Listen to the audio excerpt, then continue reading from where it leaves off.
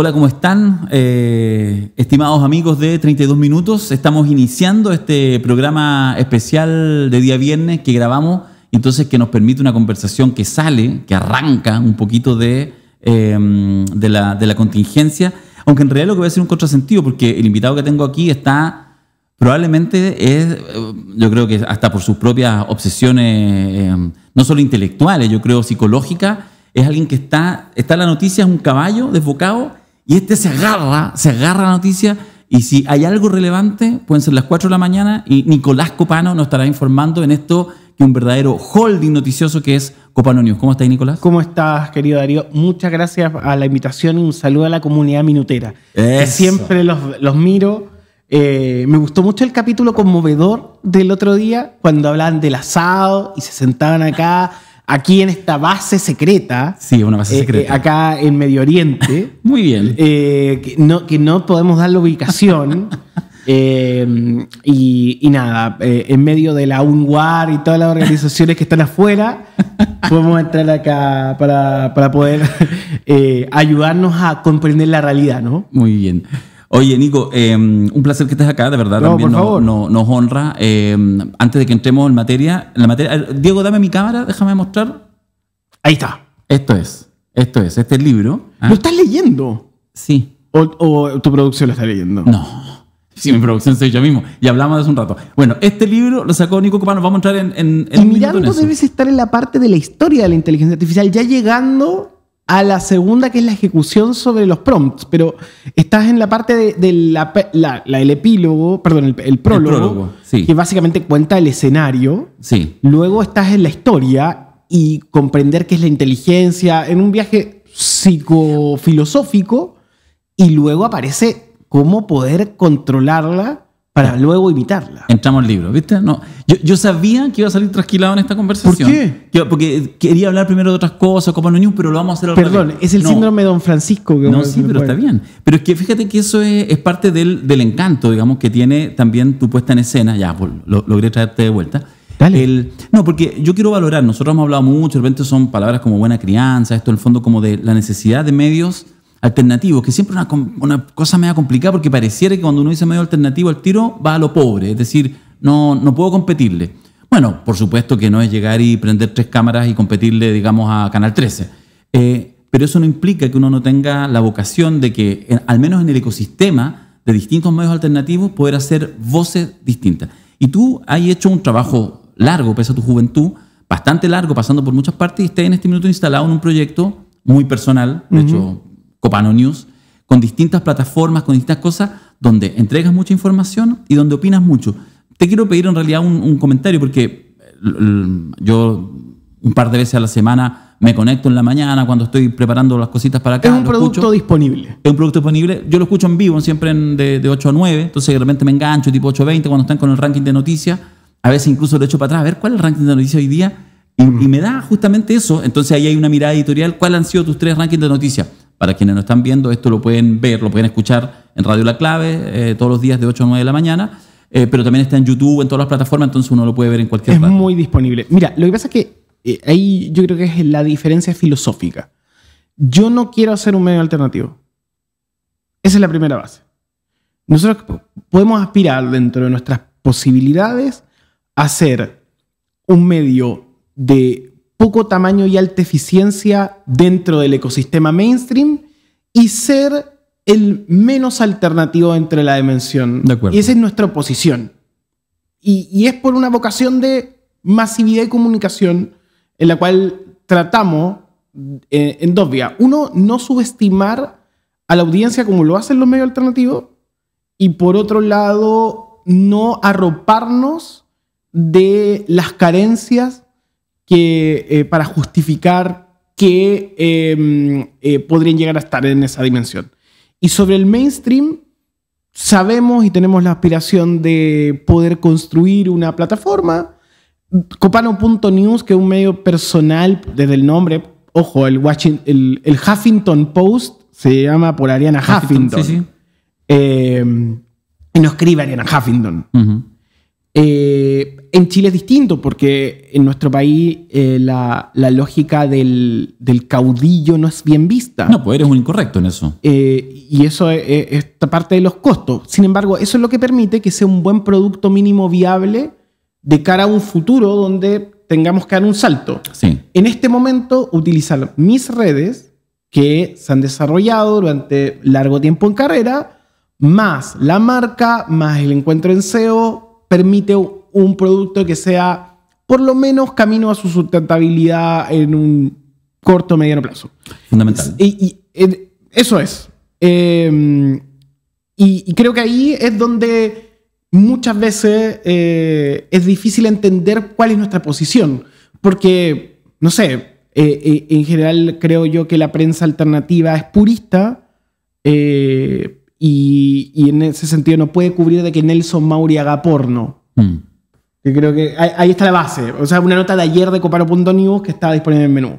Nelson Mauri dice porno, pero también teníamos, yo creo que en tiempo real, bastante bien descompuesto y hecho para toda la familia el tema Hermosilla. Y fuimos los últimos que tiramos y el único medio que estaba con el tema Sharp y su suspensión.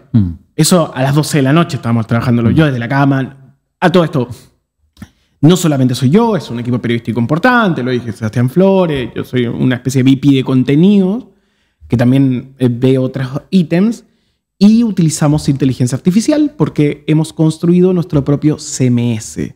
Que es un CMS, es la plataforma donde se publican las noticias.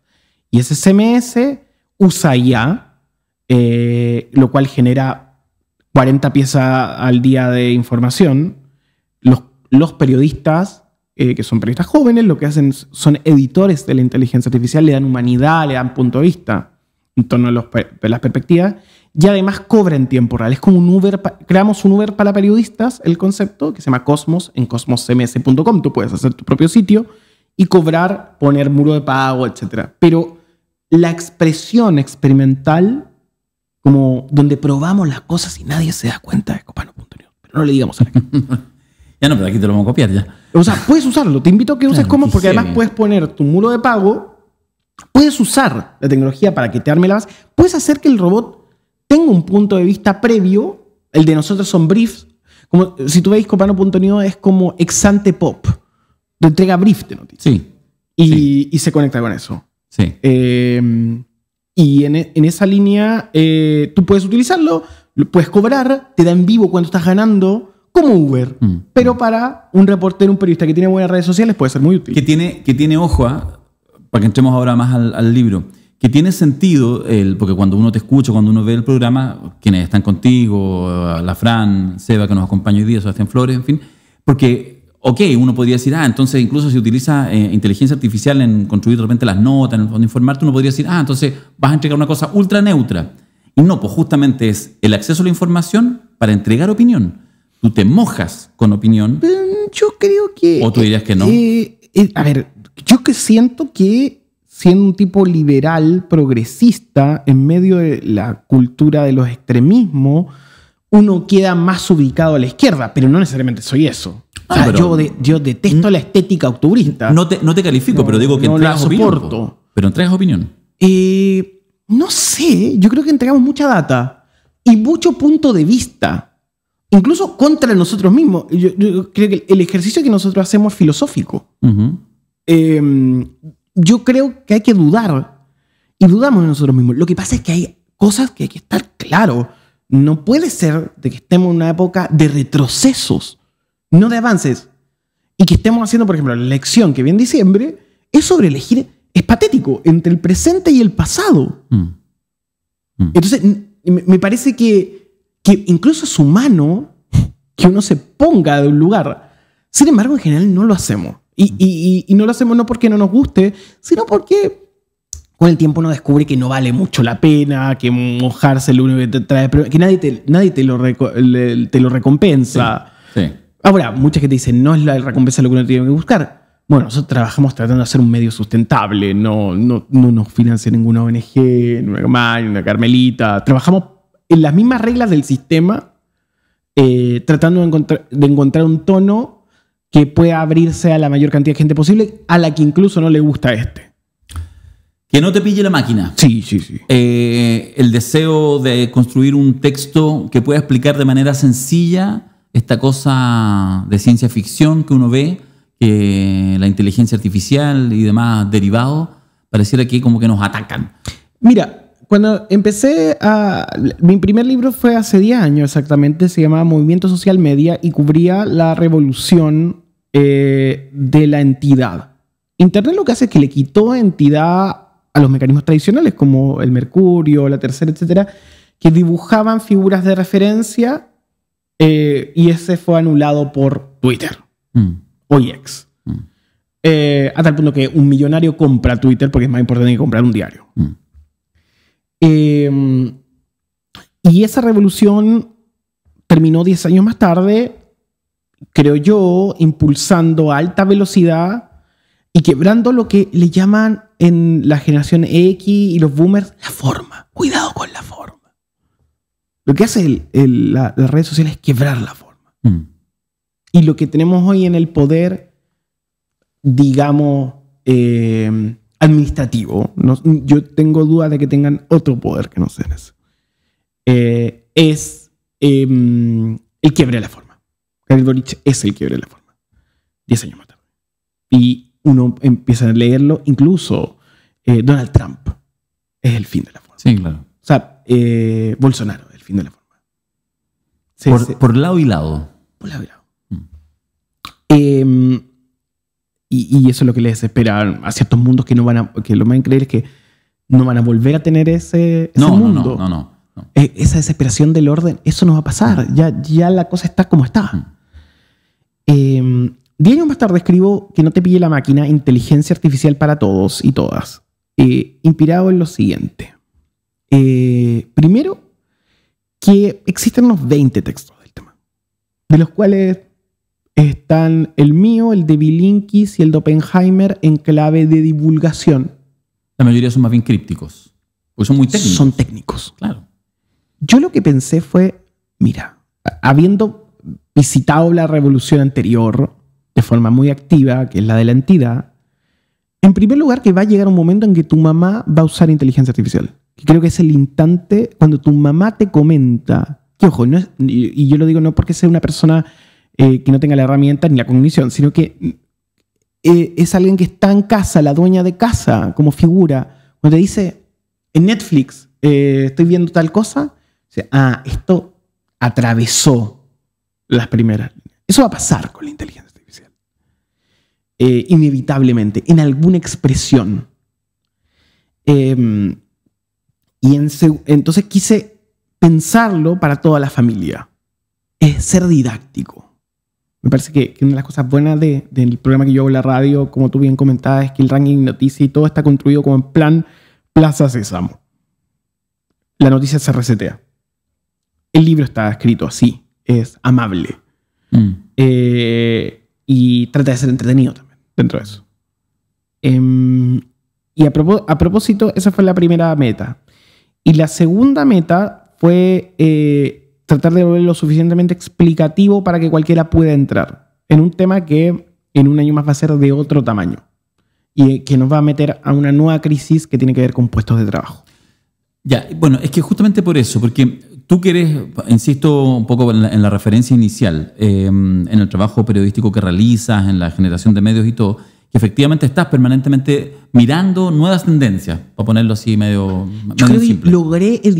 Logré editar mi algoritmo como una especie de Pokémon que tengo entrenado, que me muestra cosas y yo las comparto a alta velocidad. Sí, eso. Que hay que tener ahí una... O sea, yo, por ejemplo, yo te veo, me digo, yo imposible. O sea, aunque quisiera dedicarme 100% a las comunicaciones, que no lo hago, no podría, porque en el fondo ya hay un lenguaje en el cual nuestra diferencia de 12, 13 años creo que tenemos tú y yo, ya lo hace para mí. No digo que necesariamente alguien de 49 no pudiera hacerlo, pero lo más probable es que ya alguien de 49 quede un poco fuera. Entonces hay un ejercicio permanente. Lo digo con esto en la vocación de acercarse a esto, a lo nuevo, pongamos la inteligencia artificial, pero que siempre también abre un horizonte medio distópico. No solo la distopía, digamos, que nos controlan las máquinas, no, la distopía es que nos controlan tipos de carne y hueso que efectivamente utilizando estas plataformas controlan nuestra opinión, nuestra burbuja de percepción. Te la pregunta es así, con lo bueno y lo malo, con lo negro y lo blanco, tú más bien tiendes como a abrazar esto que está acá, la inteligencia artificial. Sí, o sea, ya lo sabemos. Como te contaba, descubrimos una solución productiva y eficiente a la hora de producir contenido. Hace unos días, para una agencia publicitaria, sábado en la mañana, mi pareja dormía al lado mío, 9 yo estaba despierto, y pronto se me ocurre una idea. Tomo una voz de un locutor y la proceso como inteligencia artificial, de un locutor popular que sale de las radios. Y empiezo a crear las escenas escritas en un Word con un discurso y armo una maqueta a las 10:40. Y este locutor las dijo. No solamente las dijo, estaban las escenas. Y se la mando a la agencia y les digo, yo creo que por acá va. Y lo vieron e inmediatamente dijeron, esto hay que poner recursos, hay que hacer los spots. ¿A qué voy con eso? Facilitó mis procesos. Pero yo antes de hacer eso, hubiera tenido que llamar a alguien para que procesara la voz. Haber conseguido la voz, aunque no andemos. Haber tenido un diseñador a mano. Haber obtenido la posibilidad de que alguien hiciera los gráficos. Esto lo hice yo con un buscador. Luego haber escrito la idea inicial, que además escuchaba e iba corrigiendo la voz en un tiempo de media hora. ¿A qué voy con esto? Esta revolución, si no te preparas, va a arrasar con tu trabajo. Eso lo digo al mundo creativo, los freelance, los asistentes. La crisis de los puestos de trabajo que señalabas recién. Voy a decir algo terrible para los palitroques que están acá detrás. Puede pasar algo terrible, que es que este micrófono por IA, y ya lo hacen a nivel de grabación en edición. Pero esto puede ser en vivo. Yo podría hablar a este micrófono, me podría apuntar en tiempo real. Tú puedes hablar a ese micrófono, podría apuntar en tiempo real. Incluso podrías pedirle simular un tiempo de fase tratando de hacer creer, porque acá el desafío es superar lo que llamo el valle inexplicable, hacer creer que un humano se equivocó un poquito para poder switchar en tiempo real. Ya está disponible en este instante eso, pero para grabaciones. Alguien va a hacer la conexión y va a ir en vivo. Y chao, equipos técnicos. Una de las cosas que a mí me pasó en la pandemia, que es que yo creé mi propio estudio. Y una de las cosas que yo le pedía a mis amigos desarrolladores, que eran técnicos, yo soy tonto, le digo. Yo no, para mí, esto es magia. Necesito que lo hagas para alguien muy tonto. Y lo que hacían era que, decía, no, ya, pero quiero ese botón ahí. Claro. Tum, tum. Y empezamos a hacer una experiencia adaptativa al usuario que me permitió a mí autodirigirme durante 12 horas de transmisión. Lo único que hacía era pedir que alguien produjese y tuviera una línea de invitados conectado con las mismas agencias que tenían los canales de televisión. Sí, perdón, porque hay que decir además que Copano hace cosas de ese tipo y puede estar así todas las horas. Eres en Chile lo más cercano a Krusty. Sí, ¿Sí o no? Sí, puedo hacer el Krusty Show. Sí. Eso, y bien, digamos. Y sin consumir ningún tipo de sustancia prohibida. Eso, en público. En público. O sea, como usted puede vigilar. No, sí, la sustancia que no es prohibida es la audiencia. Si eso es. La verdad, el desarrollo de la conexión con el público. Pero es que eso es lo bello de todo esto, porque yo lo podría, y te lo confieso, a mí me hace feliz comunicar. Yo podría estar hablando en una radio alejada en un pueblito y me va a poner contento esto. Sí. Me hace bien. Sí, verdad. Lo he analizado con mi terapeuta. Déjame ir volviendo al libro, estamos ya en la última parte, pero el libro parte con una epígrafe de Karl Marx. Sí. Y cierra, me parece, con la de Blade Runner. Claro. Es una cosa que yo siempre reviso Geo primero antes de mirar en este caso. Me pareció interesante, digamos, ese cruce, digamos, no sé si está, pero esa línea, digamos, desde Karl Marx hasta Blade Runner. Abre, en realidad, Marx, si pudiéramos ver, es el optimismo radical, digamos. Él está mirando a la humanidad, de hecho, la establece, vamos a avanzar, esta cosa lo damos vuelta. Lo que veramos. Sí, pero de todas maneras, o sea, no hay ni una posibilidad que no lo demos vuelta. Y Blade Runner ya nos pasamos de rosca y ya estamos en manos de otros. Y ya no hay nada. Me llamó la atención esa decisión curatorial tuya. Es que la frase de Marx que cito, que tiene que ver con el valor del hombre y el valor de la máquina, creo que abre muy bien. Es muy buen open. La desvalorización del mundo humano crece en razón directa de la valorización del mundo de las cosas. Me encantó como frase. Y eso que yo coincido con Marx, probablemente solamente lo de la lucha de clases que ponga la historia. Esto está en los manuscritos económicos filosóficos de 1844, el mejor texto de la historia mundial. Eso pero creo que ahí es donde yo creo que realmente suceden cosas con respecto a ello. Pero tengo discrepancias en otro aspecto. Pero lo tomé porque me parece que es sumamente acertado hasta un día del 2023 encontrarlo en la conversación. Y el final es el de Blade Runner. He visto cosas que ustedes nunca hubieran podido imaginar. Naves de combate en llamas en el hombro de Orión. He visto relámpagos resplandecientes en la oscuridad cerca de la entrada de Tannhauser. Todos esos momentos se perderán en el tiempo, igual que lágrimas en la lluvia. Llegó la hora de morir. Blade Runner, la original de 1982. Y ahí es básicamente la imaginación de la máquina a la hora de crear imágenes la que me inspiró a eso. Cuando avances en el libro vas a descubrir una conversación con las máquinas. Yo entrevisto a las máquinas. El libro está hecho con El lobo está acá. Ese es el título del epílogo, donde cuento el escenario, que muchas veces ignoramos. Después es conocer a la máquina, entender cuáles son sus mecanismos y sus bases de creación. Hablo de la máquina como la inteligencia artificial. Luego, controlar a la máquina, que es cómo darle instrucciones y sacar ventaja en tu día a día. Después, imitar a la máquina con trucos productivos que he aplicado en los últimos años que me han sido de mucha utilidad. Y finalmente, enfrentar a la máquina, que es una entrevista, donde suceden cosas muy interesantes. Última pregunta. Que no te pille la máquina en librerías. Nicolás, ¿qué expectativas tienes tú? Porque, nuevamente, vamos a la prehistoria. Me acuerdo, no sé, hace cuántos años atrás, no me acuerdo ni siquiera cuál fue el rol, pero me acuerdo, hace años atrás tú hacías unas charlas asociadas a una, en ese minuto me parece que era BTR, alguna compañía. Sí. Iba a los colegios. A hablar acerca de los peligros de Internet. Justamente. Entonces, estáis ligados desde la prehistoria ya está tú los partidos. Entonces, he visitado más colegios probablemente que muchos ministros de educación. Esa aventura fue impresionante, pero fueron 10 años. Es la campaña de responsabilidad social empresarial más larga de la historia hecha por una empresa, fondeada por una empresa. Y fue maravilloso. Conocí los colegios más caros y lugares donde las ventanas estaban rotas. En todos ellos había un celular. Entonces, en esta ligazón, ahora publica este libro, que siempre son momentos también rituales, ¿cierto? Porque es una serie como de pensamientos. Entonces, ya, tengo el libro, como que si no estaba más disperso, ahora está concentrado. ¿Cuál es tu expectativa de este libro, que no te pille la máquina, y de la conversación que quieres seguir abriendo como comunicador?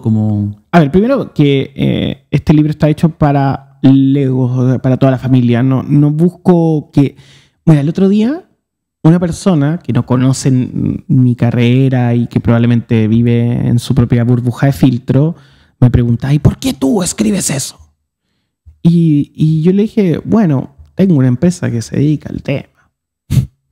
Y produzco 40 materiales dedicados y me puso por interno, bueno, espero encontrar expertos locales como Karim Pichara. Y yo como que pensaba, ¿por qué tengo que poner a tus amigos cuicos? Y ahí está la cosa. ¿Por qué tenemos que darle entidad a todo ese mundo de gente acomodada? Creo que hay que crear el juego propio y tratar de vivir tus propias reglas. Eso en primer lugar.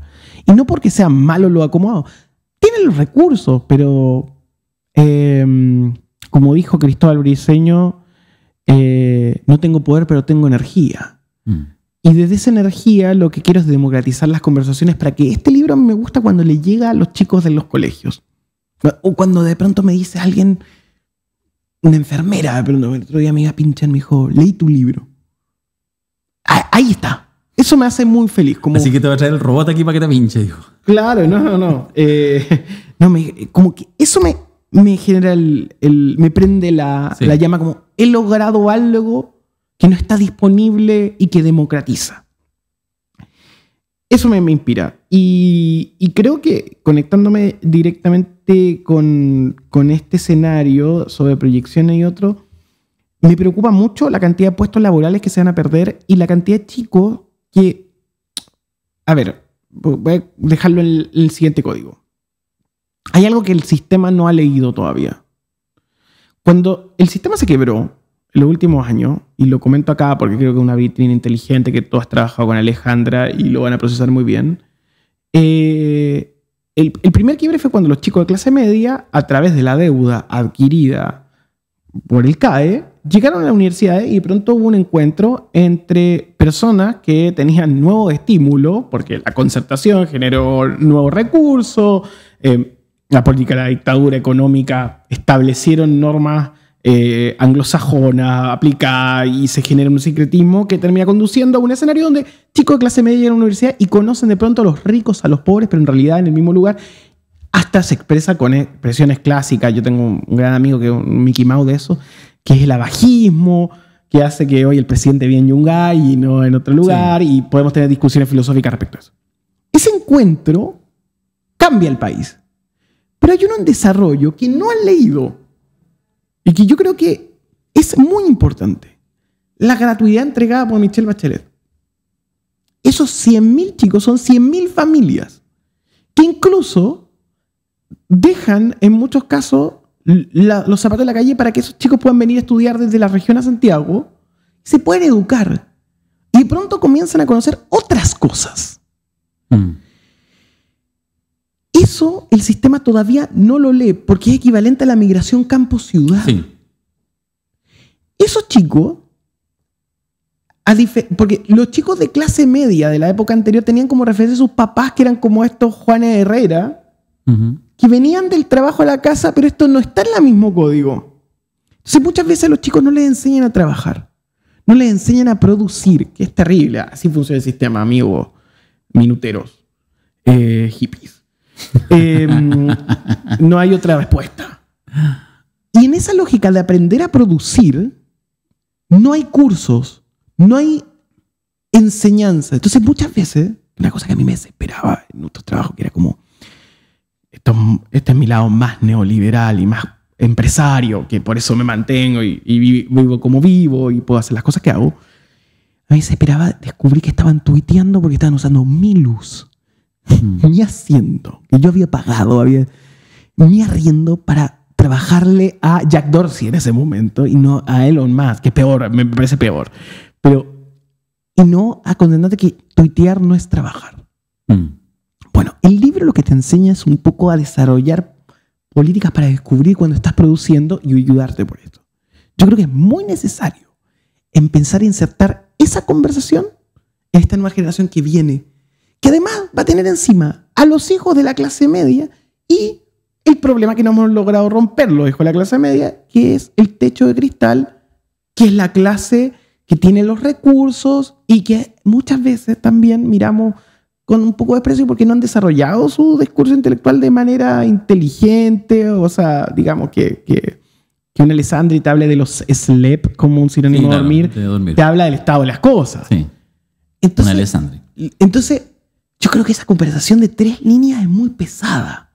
Es muy pesada. Este libro trata un poco de poner la cancha y equilibrarla para todo aquel que quiere conversar. Hay 3 públicos, yo siempre digo.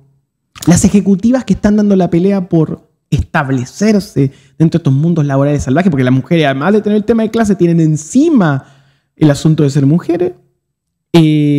Las personas de tu edad, de más grandes, que ven esto y, no, como tú decías, no me puedo enchufar. Esto es para partir la conversación. Y 3, no se lo digan a los universitarios que quieren hacer trampa y a sus profesores que quieren descubrir cómo sus alumnos hacen trampa. La última parte, lo que acabo de decir, lo vamos a editar.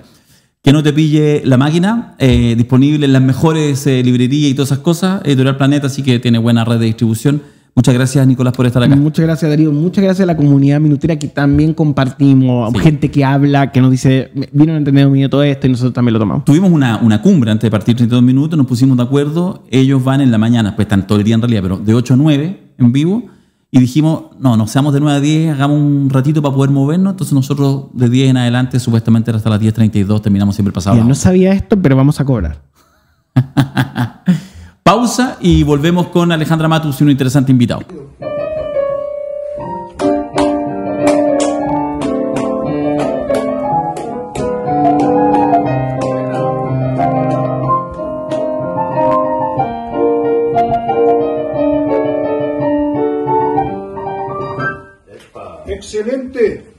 ese tema de la Regia Orquesta va a estar en el repertorio el 25 de noviembre.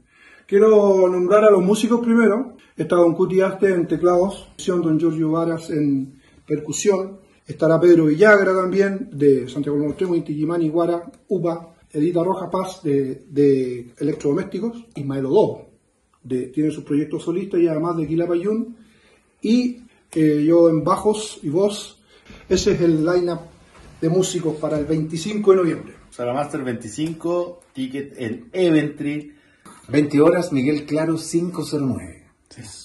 Salamaster. Son pésimos para hacer publicidad. Sí.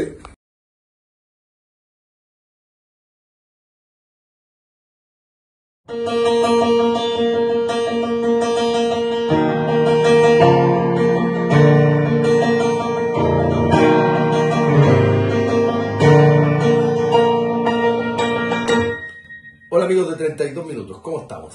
Los quiero invitar a un concierto que voy a dar en la Sala Master el miércoles 22 de noviembre, donde voy a estar tocando piano solo y también música junto al Cuarteto Austral.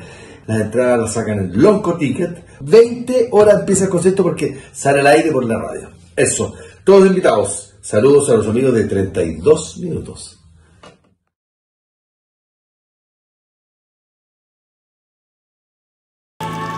Inconfondibile, indimenticabile,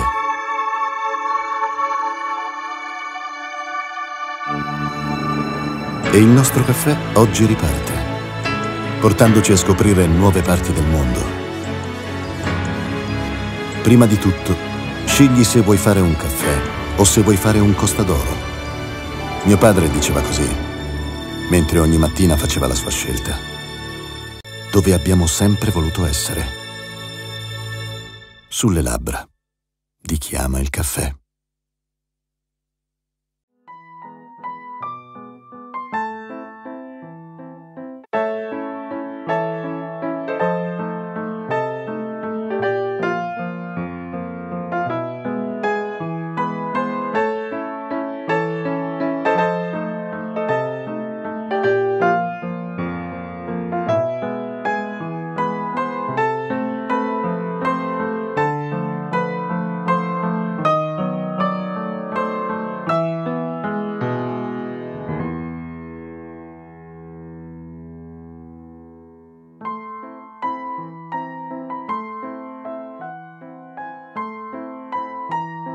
Bueno, y ahora tenemos un invitado súper interesante, Juvenal Rivera. Él es periodista, escritor y es el flamante ganador del Premio de Periodismo Patagónico con una crónica increíble sobre la vida, penurias y amistades de Roberto Bolaño en nuestra sureña ciudad de Los Ángeles. Y desde allí está Juvenal para conversar con nosotros. ¿Cómo está, Juvenal? Hola. Muchas gracias, Alejandra, por esta posibilidad de conversar un poco sobre lo que fue, más que la crónica, quizás contar un poco sobre esto que se conoce muy poco de Roberto Bolaño, que es su paso por la ciudad de Los Ángeles, y cómo esta zona, de alguna u otra forma, está presente en su obra, que de alguna u otra forma digamos, ejerce una influencia sobre su literatura. Y eso es lo que de alguna u otra manera traté de contar en esa crónica que tú leíste, que tú pudiste revisar y que bueno, finalmente fue ganadora de este concurso. Sí, les queremos contar a nuestros auditores, auditoras, televidentes que esa crónica va a ser publicada probablemente a comienzos del próximo año como parte de lo que consiste el premio. Por lo tanto, por ahora no se puede leer, pero sí hay otras publicaciones de Juvenal en la revista Anfibia que pueden buscar en internet. Y en esta conversación, Juvenal, quería también enfocarme en ti, en lo que es ser periodista, escritor desde regiones, y enlazarlo con Roberto Bolaño, que su paso por Los Ángeles también lo constituye, ¿no? Constituye su persona, constituye e influencia de alguna manera su literatura única. Cuéntame un poquito, Juvenal, ¿quién eres tú? ¿Cómo llegaste a esta historia y por qué te demoraste 25 años en encontrar a este personaje? Sí, hay una historia de búsqueda bastante extensa, 25 años, a un señor, un amigo de Roberto Bolaño, pero antes respondiendo en el mismo orden, tus preguntas, yo trabajo en Los Ángeles, en los medios de comunicación, he trabajado en diarios, en radio, acá, en medios digitales, he colaborado para algunos medios de cobertura nacional. Tengo por ahí algunas colaboraciones con Ciper Chile, con La Tercera, etcétera, pero en este caso puntual no responde a una petición de nadie en particular, sino que más bien de una inquietud que he tenido desde que prácticamente comencé a trabajar hace ya casi 30 años y que tiene que ver con rescatar historias que de pronto con el tiempo van quedando relegadas, van quedando en el olvido, y dentro de esas historias personajes que las van constituyendo. Y justamente en esa búsqueda del año 98 encontré, de casualidad hay que decirlo, cuando estaba transcribiendo una entrevista para el diario La Tribuna, que un escritor que en esa época era poco conocido, hay que decirlo, Roberto Bolaño, en el año 98, claro, ya tenía cierta figuración, pero en un círculo más bien restringido, limitado.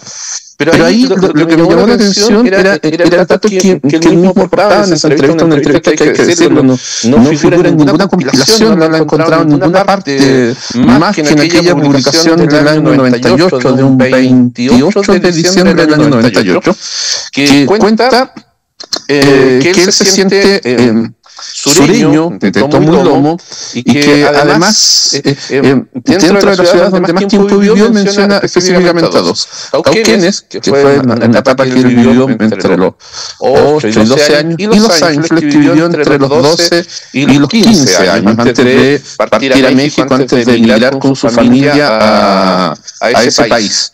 Y fue precisamente a partir de ese dato, de ese vínculo con la zona, que comencé como primero a interesarme en el escritor, más allá de su relevancia literaria, pero también en encontrar como ese nexo, ese hilo que lo une con esta zona. Y claro, en esa búsqueda uno descubre que no solamente vivió parte de su adolescencia en esta ciudad, que estudió en un liceo muy tradicional de Los Ángeles, que ahora se conoce como ex liceo de hombres, sino que además él, el año 73, una semana antes del golpe de Estado, vuelve a Chile para trabajar en la editorial Quimantú, y ahí, bueno, sucede lo del golpe de Estado, sucede que él se viene a ver a sus parientes acá en la zona, parientes que están distribuidos básicamente entre Los Ángeles y Mulchen, una comuna que está cercana, está a 30 kilómetros,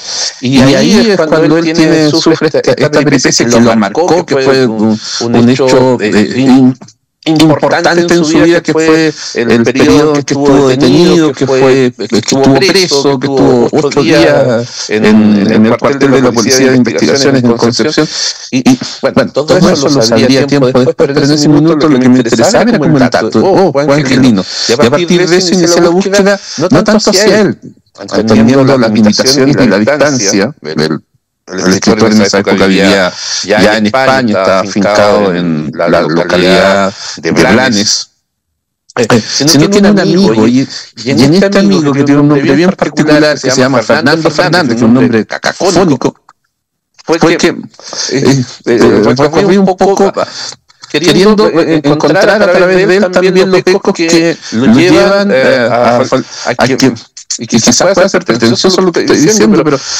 que los chilenos de Roberto Bolaño en buena medida está radicado por las experiencias que vivió acá en esta zona. Que la chilenidad, por decirlo de alguna forma, tiene que ver con las experiencias, con las amistades, con los cariños, con lo que conoció y vivió acá, principalmente en la zona de Los Ángeles, que de alguna forma se trasunta esto en uno de sus libros más importantes, que es Estrella Distante, que narra un episodio, un asesinato cometido por un oficial de la FACH. En todo el escenario, los lugares que describe son de acá, de la zona de Los Ángeles, de Biobío, de la región del Biobío también. Y eso es lo que de alguna forma procuré contar en esta publicación que esperemos que vea pronto a la luz. Juvenal, yo tuve en algún momento la oportunidad de tomar clases con un muy prestigiado crítico literario estadounidense, Philip Fisher, que decía que la literatura existe porque existe la educación. Digamos que todos los traumas, penas, amor y todas las experiencias fundamentales de la vida que luego se trasladan a la escritura ocurren en la escuela y en el liceo. En esta búsqueda que tú haces y que tiene que ver con este personaje que finalmente logras hablar, Fernando Fernández, está también el encuentro con sus ex compañeros de liceo como convertidos en policías de investigaciones en esa detención que sufrió en Los Ángeles, y tal vez sus primeros romances, los besos en la fiesta, los malones de aquellos años. Cuéntanos un poquito cuáles han sido tus hallazgos de este Roberto Bolaño, adolescente, juvenil, y que luego se enfrenta a las experiencias tal vez más duras de los jóvenes de aquellos años, con el golpe y esta detención casual, pero en cuya liberación también tuvo que ver la familia de Fernando Fernández. Sí, hay un dato que sirve quizás para ilustrar que la detención de Roberto Bolaño se produjo cuando él viajaba de Concepción a Los Ángeles, venía a ver a sus parientes, y a él lo apresaron básicamente por dos razones. Una es que no tenía elementos de identificación, no andaba con su carnet, su cédula de identidad. Y la otra es que él, por aspecto, por apariencia, por el acento, por el timbre de su voz, intentaba que no era chileno o que venía de otra parte. El acento mexicano ya se le había marcado. Llevaba ya varios años viviendo en México a esa altura. Ya llevaba 5 años en México. De hecho, este amigo Fernando Fernández cuenta que Roberto Bolaño hablaba como Cantinflas. Entonces, era como el canon típico de aquellos supuestos infiltrados, subversivos, enviados por el régimen de Fidel Castro acá al país. Entonces, lo detuvieron. Hay que tener en cuenta que justamente en el mismo lugar donde apresaron a Roberto Bolaño, semanas antes fueron capturados 2 ciudadanos ecuatorianos que, claro, por el tono de su piel, por el acento, por el timbre de su voz, fueron detenidos ese mismo día, torturados de una manera bestial en la segunda comisaría de Carabineros de Concepción y asesinados ahí en el río Biobío. O sea, Roberto Bolaño pudo haber vivido una experiencia similar porque justo cumplía calzaba con el prototipo. Además, cuentas tú, tenía el pelo largo, usaba lente a lo John Lennon, o sea, estaba en apariencia como gritando soy subversivo. Claro, justamente respondía como a ese perfil que se habían armado los militares respecto de quienes podían ser potencialmente sospechosos. Libró de aquello, afortunadamente, en la cárcel, ya tú lo mencionas, se encontró con 2 compañeros que habían sido, digamos, que habían sido el mismo curso en el Liceo de Hombres de Los Ángeles. Roberto Apegada y el otro señor, no recuerdo el nombre, pero de apellido Chinsky, y uno de ellos Roberto Vergara tuvo más nexo con Roberto, conversaron bastante, de hecho, este señor aporta bastante a la plaza para poder entender cómo fue esa experiencia de estar encarcelado en tiempos de dictadura en que la represión era brutal, porque acá en la zona de Biobío la represión política fue extremadamente violenta en el regimiento de Los Ángeles. Hay más de una veintena de detenidos desaparecidos, trabajadores de las centrales hidroeléctricas en la zona de Antuco, las matanzas en Mulchen, cercano, donde él también tenía familia, donde él también estuvo. Justo en esa época se produjo la matanza de cerca de 20 campesinos ahí en la zona de Mulchen, cerca también en Santa Bárbara, Quilaco, hubo otra matanza similar. Justo en el tiempo en que Roberto estuvo, fue la época, al menos en esa zona, más violenta, más dura de la represión política contra opositores o simpatizantes, en este caso de Allende en aquel entonces. Claro, recordemos que, como señalas tú también en tus crónicas, Concepción y las zonas aledañas era la cuna del MIR y era, entre comillas, un objetivo militar para los gestores del golpe, que consideraban cualquier militancia, pero particularmente la del MIR, peligrosa y motivo suficiente para desaparecer a cualquier persona. Roberto tuvo tal vez la suerte, también lo cuentas tú, de que sus captores o quienes estaban a cargo de los detenidos eran policías de investigaciones, quienes a su vez habían estado presos y enviados a la isla Quiriquina, porque el régimen también consideraba sospechosos a los policías de investigaciones como presuntos simpatizantes del gobierno de Allende, más que cualquier otra fuerza policial. Así que eran en el fondo policías a su vez vigilados por carabineros, y tal vez eso evitó que Roberto tuviera otro final. Sin embargo, el que muy impactado por los gritos de los torturados. ¿Qué es lo que te contó Fernando Fernández de a su vez sus conversaciones con Roberto sobre este periodo y lo que pasó después? Es que definitivamente lo que describe Fernando Fernández, que dicho sea de paso, nadie más ha conversado con él, nadie más ha querido buscarlo. Me ha llamado la atención porque Roberto Bolaño lo menciona en varias ocasiones. Fernando Fernández cuenta que Roberto Bolaño definitivamente quedó traumadísimo por esa experiencia. De hecho, lo bromeó en algún minuto, porque desde el lugar donde ellos estaban en Concepción podían divisar uno de los regimientos donde entraban y salían camiones militares, muchos de ellos con detenidos, y Roberto no quería saber nada de eso. Le dijo eso sí, y yo creo que ahí está la simiente de esta actividad que iba a escribir sobre su experiencia en Chile, y eso es lo que de alguna u otra forma ficciona en Estrella Distante, que es de toda la literatura de Bolaño quizás la más chilena, la historia que engarza con el país, y particularmente con la vivencia pre-golpe de Estado y post-golpe de Estado. Un detalle que también quiero contar. ¿Perdón? Sí, te escuchamos. Sí, el detalle es que tanto Fernando Fernández como compañeros de curso, como vecinos, como amigos en el vecindario donde él vivió a mediados de los años 60, cuentan que aparte de ser un lector voraz, que leía muchísimo, que era muy culto para los jovencitos de la época, Roberto Bolaño tenía una formación que era, digamos, que lo superaba con creces, y eso ellos lo sentían así, se sentían un poco ignorantes al lado de él. Pero hay un detalle que ellos todos coinciden.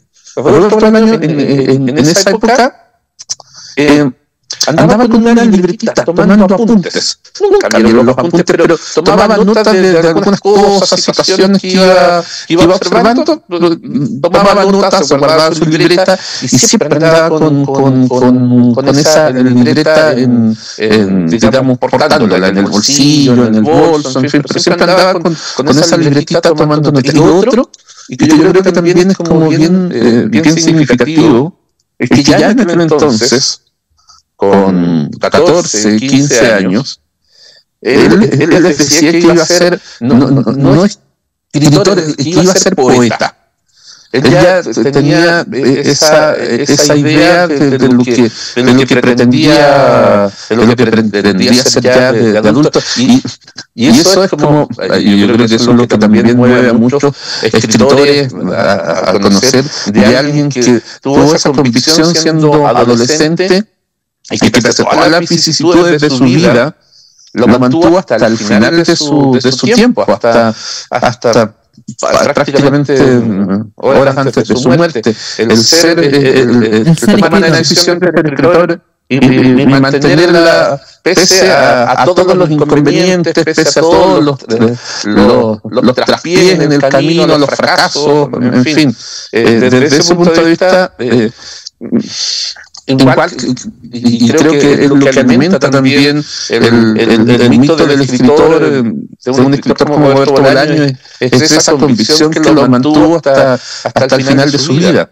Juvenal, en tu entrevista que finalmente logras con Fernando Fernández, también cuentas que su amigo no necesariamente conocía su literatura, no tenía una vinculación con Roberto a través del admirador, con el escritor, ni del compañero de letras, sino que simplemente el amigo, y que habló con él o tuvo unas conversaciones bastante intensas por teléfono poco antes de su fallecimiento. ¿Qué nos puedes decir de esta faceta del ser humano, Roberto Bolaño?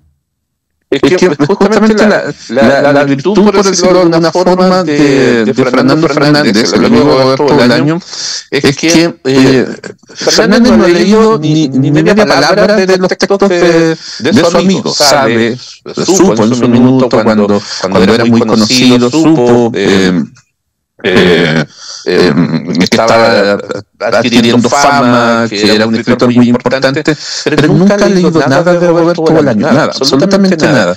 Su vínculo parte cuando ellos eran adolescentes, en Los Ángeles, vivían a unas cuantas casas de distancia, y ahí se fraguó esa amistad que se interrumpió en el año 68 cuando Fernández migra a Concepción, Roberto lo hace a México, se retoma en el año 73, de hecho Fernández fue a buscar a Roberto Bolaño cuando llegó a Valparaíso, no se encontraron, se vieron semanas después cuando ya el golpe estaba, digamos, la dictadura instalada en Chile, y ellos mantuvieron el nexo de alguna u otra forma por teléfono. En el año 98, cuando Roberto vuelve a Chile, ellos retoman la comunicación ya de manera un poco más permanente, vía telefónica, y después, un par de meses antes de la muerte del escritor, en el año 2003, en julio del 2003, ellos igual conversan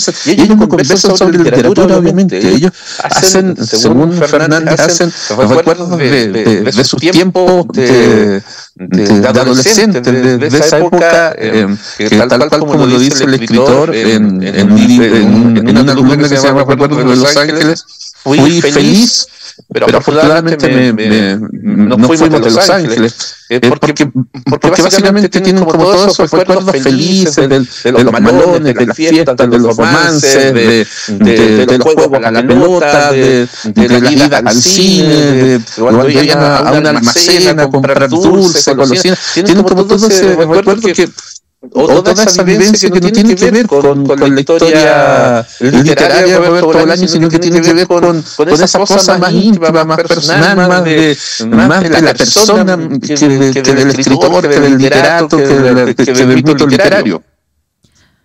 Muchas gracias, Juvenal. Esperamos que toda esta búsqueda y estas crónicas desde el sur tuya es respecto del escritor, pero también a través de Roberto también podemos mirar lo que es la vida en provincia, la creatividad y nuestras referencias imaginarias de tantos escritores y escritoras.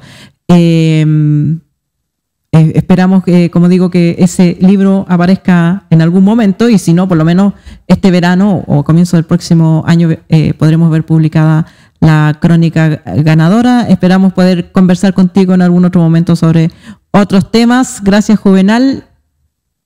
Y muchas gracias a ti, Alejandra. Muchas gracias por la posibilidad que me da de contar un poco de lo que he estado haciendo y lo que se hace también, digamos, periodismo en regiones, en provincias, más específicamente en donde igual hay historias interesantes que bien vale la pena que se puedan contar. Muchas gracias. Continúa después de la pausa Darío con otro interesante invitado.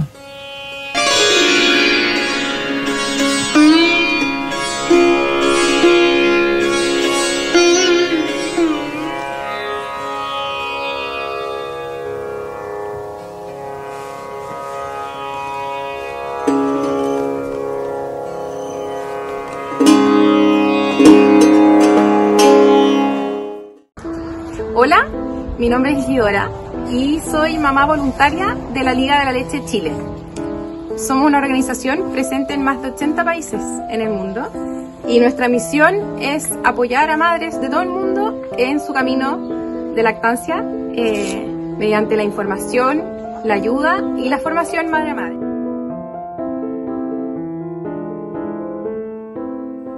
Ya hemos tenido un programa larga duración. Estuvimos primero con Copano, recién Alejandra Matos, su interesante entrevista, y ahora estamos para cerrar en lo que podría ser el símil del bloque cultural. Le hemos pedido unos minutos de su tiempo porque además va viajando, ya les voy a contar. Estamos con la periodista Paola Mendizábal. ¿Cómo estás, Paola? Hola, muy bien, Darío. ¿Cómo estás tú? Bien. La conozco hace muchos años, nos conocimos en Calama, trabajamos juntos en algún minuto. Y la hemos invitado porque, actualmente vives en California, en Estados Unidos, y estás de paso muy cortito porque vas viajando ahora en un par de horas más, de hecho, literalmente un par de horas más, a Colombia porque estás en un proyecto de dirigir un documental, La Última Estrella, y te vas a Colombia, seleccionada en un laboratorio. Bueno, nos conté un poco de eso, darte la bienvenida acá a 32 minutos y que después podamos hablar de este proyecto, La Última Estrella. Bueno, muchas gracias primero por la invitación. Y claro, en un par de horas más me voy a Colombia porque nuestro proyecto, La Última Estrella, que es un documental, fue seleccionado en el Laboratorio de Colombia, que es un festival que se realiza allá, que en el fondo es algo que nos va a servir muchísimo, porque lo que se realiza en este laboratorio es que los proyectos seleccionados tienen la posibilidad de trabajar en conjunto con otros proyectos para así ir viendo en la etapa de desarrollo cuáles de estos proyectos van a ser susceptibles de una coproducción internacional y también la postulación a fondos internacionales, etc. O sea, este es un gran paso para el documental La Última Estrella. Es el primero de muchos más que se vienen, estoy segura, porque el ser seleccionado en este festival que es latinoamericano y además europeo, y nosotros ir representando Chile, es un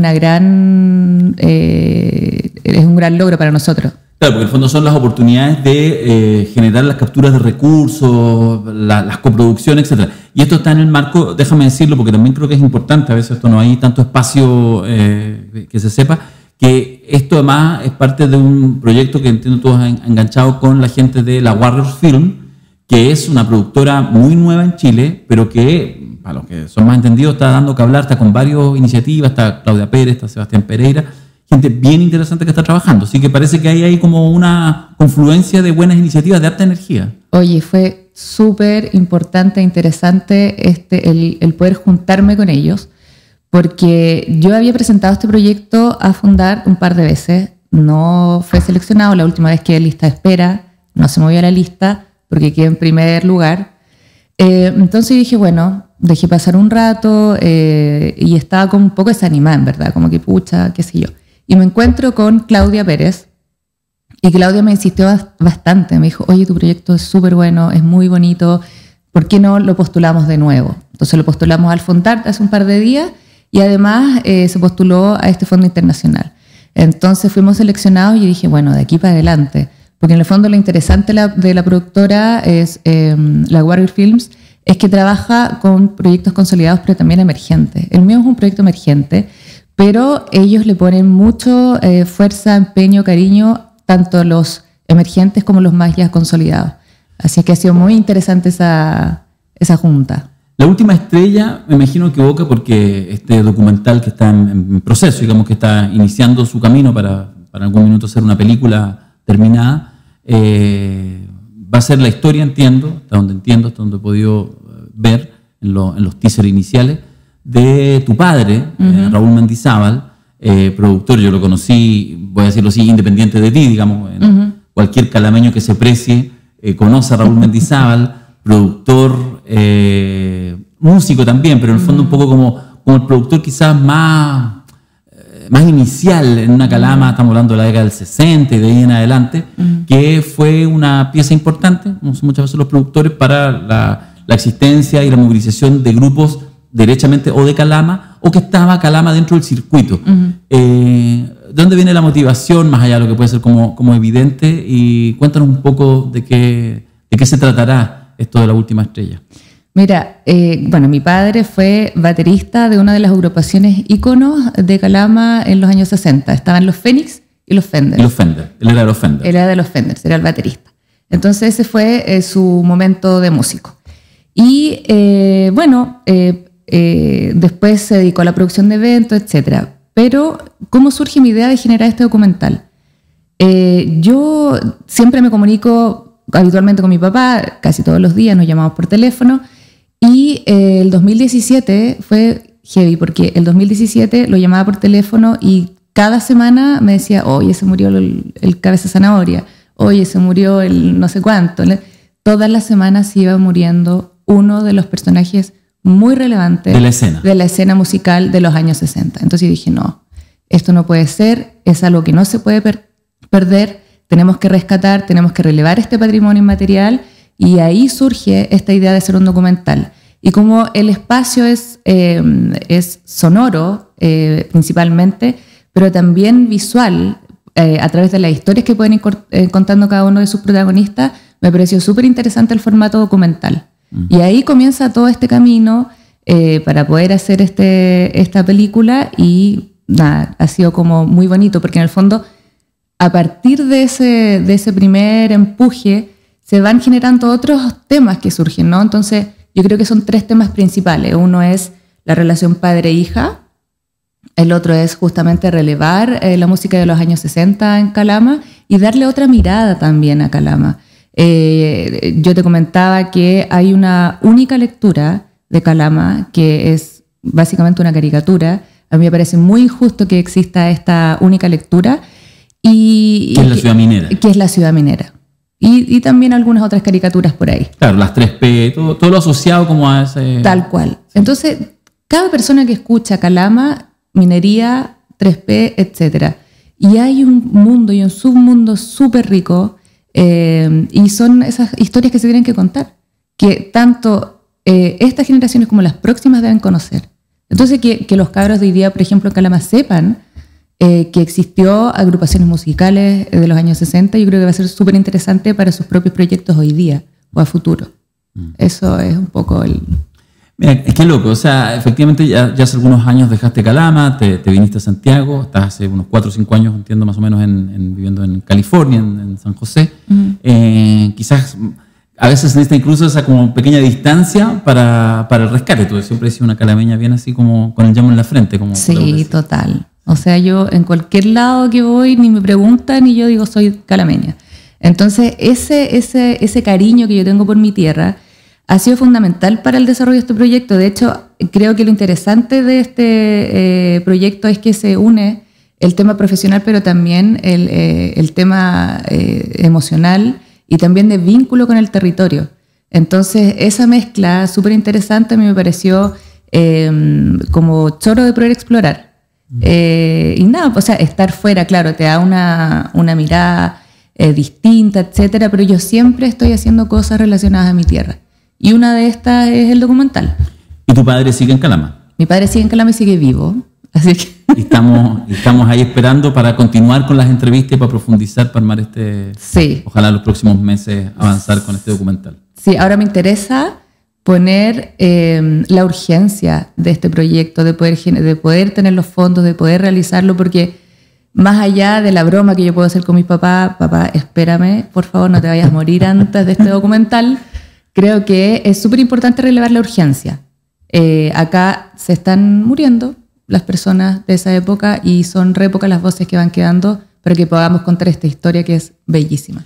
Una última cosa, fíjate que mientras hablabas me resuena, de alguna manera, porque hay ejemplos en el mundo, pero pienso al tiro, y probablemente muchos quienes nos están escuchando, un poco lo que fue el ejercicio del Buenavista Social Club en Cuba, donde pudimos enterarnos, y muchos de nosotros seguimos todavía escuchando, y a Compay Segundo, a la Mora por tu Onda, en fin, a tanto, que en realidad si no hubiera venido el alemán del Wim Wenders a sentarse con ellos y decir, oye, grabémoslo, ahí habrían sabido solamente ese entorno, y realmente hay historias y talento tan interesante que merece ser conocido. Bueno, hay algo de eso, ¿no? Por cierto, o sea, de hecho, el proyecto cinematográfico que incentivó la mirada del guión que yo realicé para el documental es precisamente este documental de Wim Wenders, porque en el fondo son un grupo de músicos cubanos que se reúne a grabar su último disco.